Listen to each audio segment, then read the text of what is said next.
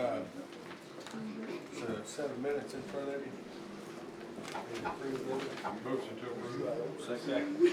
All in favor? Aye. Motion passes. Any public comment? No public comments, we'll move forward. All right, any new business to come before the finance committee? Mr. Maynard? Yeah, so obviously we had some discussion last month about a nonprofit that turned in receipts late. So I did a couple things here. One is, this is the application packet that goes out. The rules on the front were adopted back around 2014 by the Health and Welfare Committee. We used to give this money out on a non-reimbursement basis. We did not check to see whether or not they were eligible organizations. There were a lot of problems in the process, which got cleaned up here. The proposed policy that you have, the top part is exactly the same as it reads in the book today.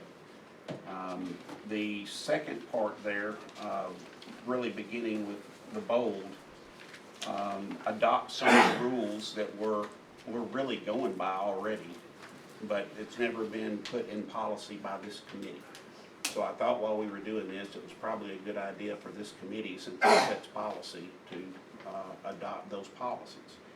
And then the last one would give a opening for somebody who didn't meet the deadline to still be considered. That says that a nonprofit that fails to turn in receipts for reimbursement by June 30 may petition the budget committee to have its prior year award reinstated if it submits receipts to the finance department no later than October 31st of the following fiscal year. Should the budget committee approve the request for reinstatement, the reinstatement request would be forwarded to the county commission for approval. In these specific instances, only a simple majority of county commissioners is required to approve the reinstatement of the grant. So that would open the door for you to reconsider somebody who didn't get their receipts in by June 3rd. And Mike, I should have discussed this with you before, but I think since,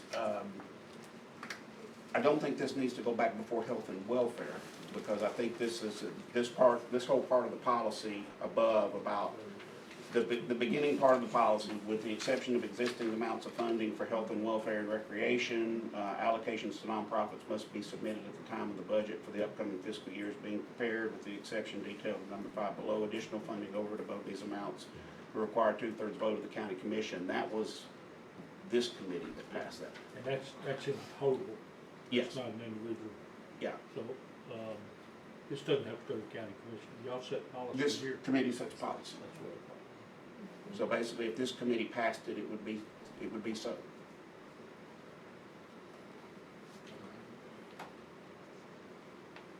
If we pass this, I mean, obviously my interest in this is for the Greenville Community Center.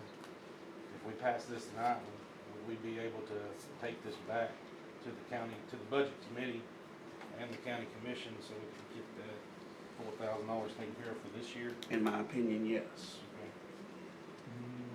Mike, that's what I was saying. You're past October 31st now. Well, they've already turned in the receipts. Oh. They've turned in the receipts. Okay, I didn't read all of it. You're right. Yeah. Okay, I'll make a motion to approve this. A motion to approve. Question. Question?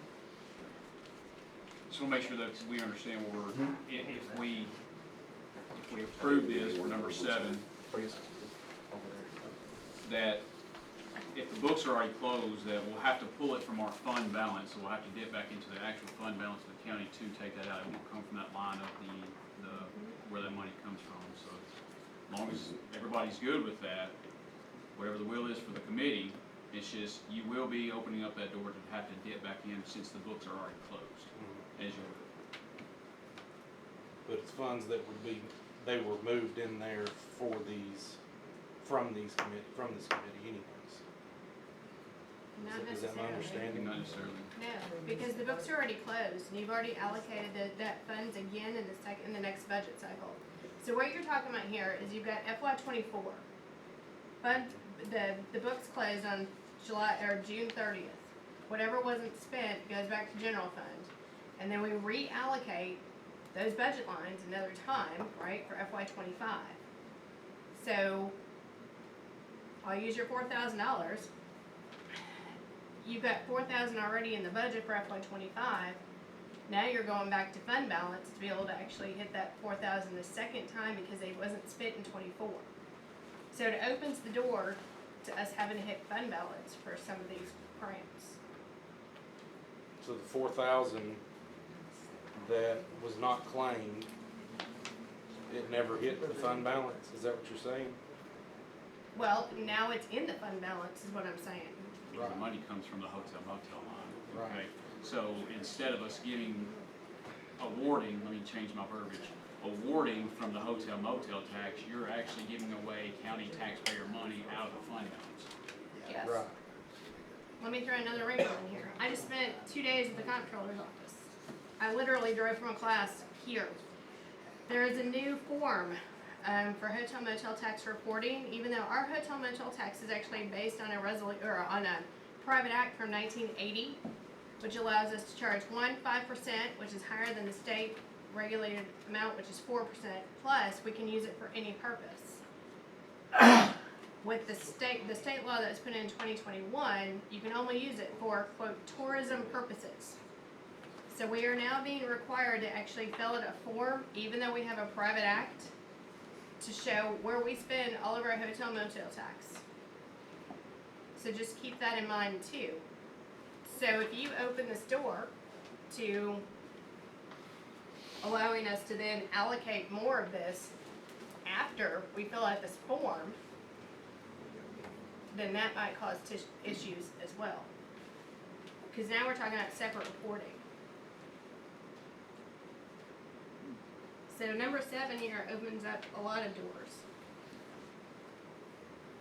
Now again, I'm not on finance, so I'm not a vote here, but I want to make sure that we're all clear what we're talking about. Here's my goal, and this is where I stood from the beginning, is that we have something. When I called Aaron Maynard the other day and I said, hey, give me a policy, something that your office is good with, that you guys can follow, and wherever we have to put it, whatever committee, yay, barely, will follow it. Pretty much it's just like any other grant that we all have to, if any organization applies for, you have to meet the standards and the language of what they require, or you don't get the grant awarded. That's simple. That's either state or federal. I believe that if we mark 7 out and just make sure that we have it listed, articulated correctly, I just don't want to get into the business of dipping into the fund balance to give that out if it's not coming from the hotel motel tax.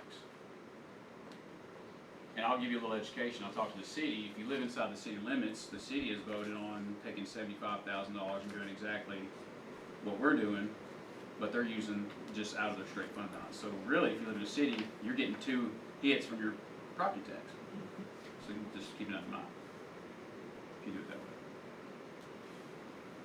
So you're just giving out. So again, whatever the will is for this committee, I'm Any further discussion? Just got a motion and a second. So I didn't get it.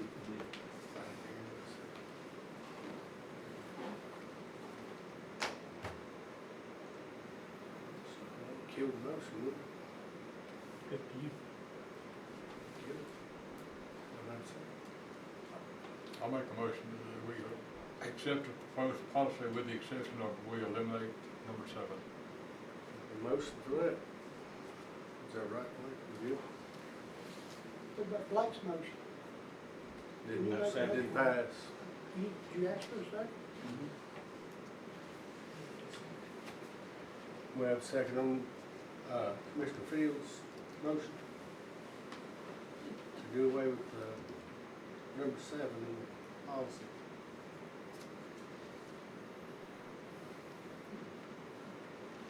And for clarification, Aaron, 1 through 6 is not currently in the policy. Everything below the bold is not. 1 through 6 is in the application that was changed back around 2014 when Health and Welfare changed the rules that we go by. But we never brought it. It's never been formally memorialized in resolution or by this committee. But those are the rules that we, again, each committee, or commission rather, looks at these things differently. You know, I've learned over the course of years. You know, one commission looks at it and they want to do it this way, and a different commission looks at it and they want to do it differently. And there's nothing wrong with, you know, it just depends on how you guys want to do it. I do prefer that you keep it reimbursement based. I do prefer that it doesn't automatically roll from one year to another, because what will happen there is those lines will become inflated, because we won't be able, we will not successfully track every $1,000 that we should remove because it rolled from a previous year.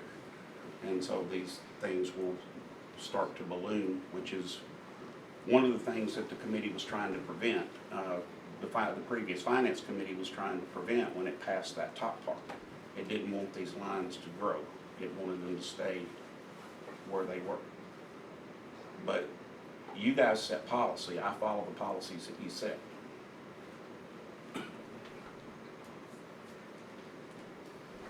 Any other discussion? Can anybody show me in this little packet here, because I've yet to find it, where it says they gotta get their receipts in by June 30th? Let's see.